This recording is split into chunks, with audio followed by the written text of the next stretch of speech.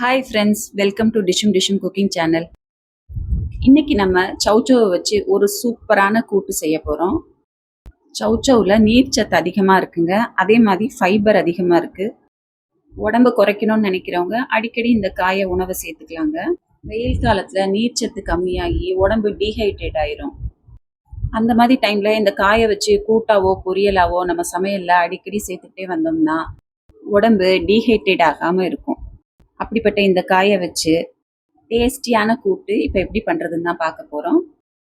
இந்த கூட்டு செய்கிறதுக்கு நான் இப்போ ஒரு 300 கிராம் அளவுக்கு சௌச்சௌ எடுத்திருக்கேன். ஒரு 2 சின்ன காய் வந்திருக்கு. இதில் முதல்ல நல்லா இப்படி தோலெல்லாம் நல்லா எடுத்துக்கலாம். எடுத்துட்டு இந்த மாதிரி சின்ன சின்ன பீஸாக கட் பண்ணி வச்சுக்கலாங்க. அடுத்ததாக ஒரு குக்கரில் 1 கப் அளவுக்கு பாசிப்பருப்பையும் 1 கப் அளவுக்கு கடலைப்பருப்பையும் எடுத்து நல்லா கழுவிக்கலாங்க. இப்போ இதை நல்லா கழுவி எடுத்துகிட்டு வந்துட்டேங்க. இப்போ இதில் கொஞ்சமாக தண்ணி ஊற்றி ஒரு 2 விசில் வரைக்கும் வேக வச்சு எடுத்துக்கலாங்க. நிறைய நேரம் வேக வைக்கக்கூடாது, பருப்பு அப்புறம் ரொம்ப குழஞ்சி போயிடும். இப்போ ப்ரெஷர் எல்லாம் இறங்கினதுக்கப்புறம் குக்கரை திறந்து பார்க்கலாங்க. பாருங்கள், பருப்பு இந்த மாதிரி வெந்திருக்கணும், குழஞ்சி போகாமல்.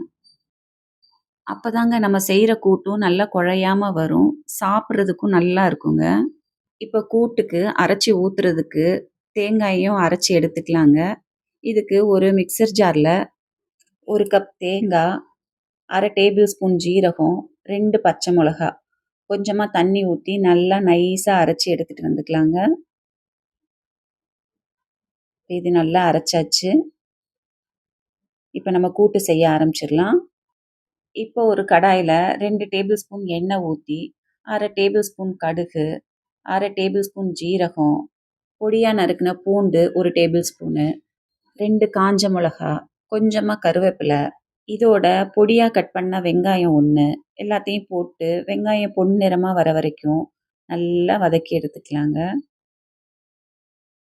இப்போது வெங்காயத்தில் இந்த பச்சை வாசம் எல்லாம் போய் நல்லா வதங்கிடுச்சுங்க. இப்போது ஒரு தக்காளி நான் பொடியாக கட் பண்ணி வச்சுருக்கேன், அதையும் சேர்த்துக்கலாங்க. அதையும் சேர்த்துட்டு இப்படி நல்லா வதக்கிக்கலாம். தக்காளியும் நல்லா வதங்கிடுச்சுங்க. வதங்கினதுக்கப்புறம் நம்ம கட் பண்ணி வச்சுருக்கோம் இல்லையா சௌச்சௌ, அதையும் இதில் சேர்த்து 1 நிமிஷம் நல்லா வதக்கி விட்டுக்கலாங்க. இந்த காய் சீக்கிரமாக வெந்துருங்க. இப்போ இது வேகிறதுக்காக இந்த காய் மூழ்கிற அளவுக்கு நம்ம கொஞ்சமாக தண்ணி ஊற்றிக்கலாம். இப்போ இதோட 1/4 டேபிள் ஸ்பூன் மஞ்சத்தூள், 1/2 டேபிள் ஸ்பூன் மிளகாய்த்தூள், 1/2 டேபிள் ஸ்பூன் உப்பு, 1/4 டேபிள் ஸ்பூன் பெருங்காயத்தூள் எல்லாத்தையும் போட்டு நல்லா கலந்து விட்டு ஒரு 5 நிமிஷம் மூடி போட்டு நல்லா வேக வச்சிடலாங்க. இப்போ 5 நிமிஷம் ஆயிடுச்சு. இப்போ திறந்து பார்த்தா காய் நல்லா வெந்துருச்சுங்க. இப்போ குக்கரில் வேக வச்ச கடலைப்பருப்பு, பாசிப்பருப்பு அதையும் இதோட கலந்து விட்டுக்கலாங்க. காயும் பருப்பும் நல்லா குழையாமல் இருக்குது பாருங்கள். இந்த மாதிரி இருக்கும்போது தான் கூட்டு சாப்பிட்றதுக்கும் நல்லாயிருக்கும். இப்போது அரைச்சி வச்ச தேங்காயும் இதில் ஊற்றிக்கலாங்க. தேங்காய் அரைச்சி ஊற்றும்போது நமக்கு கூட்டு நல்லா திக்காகவும் கிடைக்கும், நல்லா டேஸ்ட்டாகவும் இருக்குங்க. இதில் பச்சை மிளகாயும் சேர்த்துருக்கிறதுனால நல்ல வாசனையாகவும் இருக்கும். டேஸ்ட் பார்த்துட்டு உங்களுக்கு தேவைப்பட்டால் கொஞ்சம் உப்பு சேர்த்துக்கோங்க. தேங்காய் சேர்த்ததுக்கப்புறம் ரொம்ப நேரம் கொதிக்க விடக்கூடாதுங்க. ஒரு மூடி போட்டு ஒரு 2 நிமிஷம் மட்டும் கொதிச்சதுக்கப்புறம் எடுத்துடலாம். இப்போ 2 நிமிஷம் ஆயிடுச்சுங்க.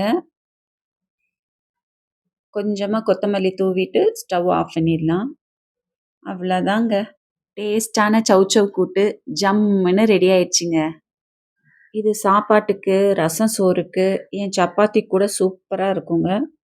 நீங்களும் இந்த மாதிரி டேஸ்டான கூட்டை வீட்டில் செஞ்சு பார்த்துட்டு எப்படி இருந்துச்சுன்னு கமெண்ட் பண்ணுங்கள். மறக்காமல் டிஷும் டிஷும் சேனலுக்கு சப்ஸ்கிரைப் பண்ணுங்கள். தேங்க்யூ.